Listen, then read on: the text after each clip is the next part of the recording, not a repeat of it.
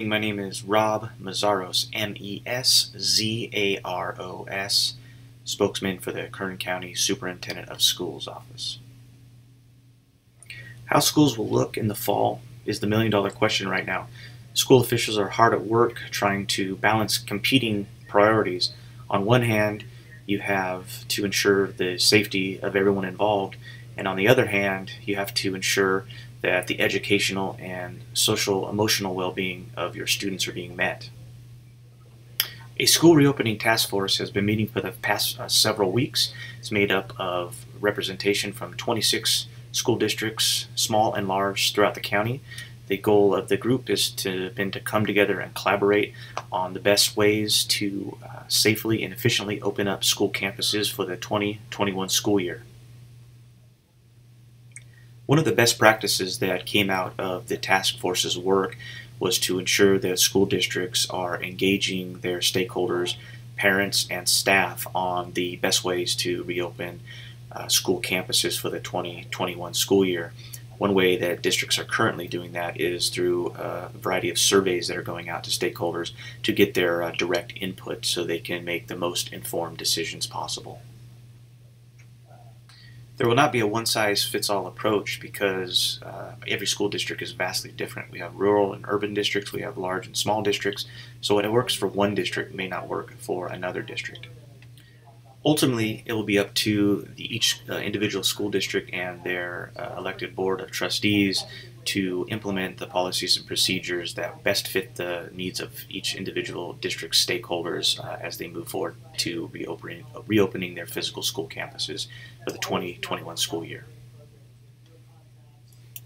When our schools physically reopen for the 2021 school year, things are likely to look vastly different than they did just several months ago.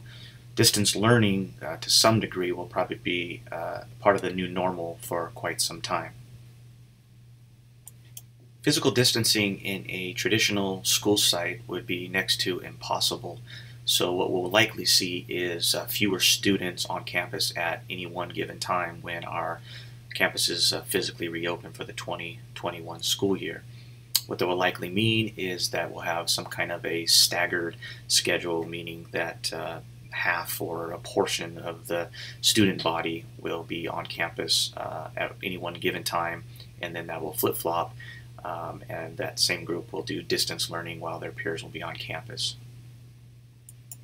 Other modifications that the task force has been talking about over the past several weeks are modifying class layouts, meaning that the desks will be moved more than 6 feet apart, and ensuring that students aren't facing each other when they're in the classroom, screening students and staff for COVID-19 symptoms, and making sure there's a place where people who do show symptoms can be isolated on campus before they are removed.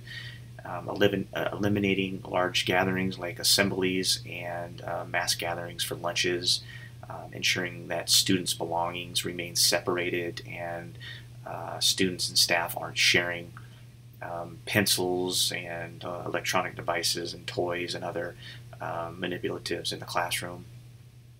Ensuring that cleaning and disinfecting is ramped up. Creating distance between school children on buses is going to be key, so maybe that means the children are sitting every other row opposed to 2 on every row, and those types of modifications are being looked at as well.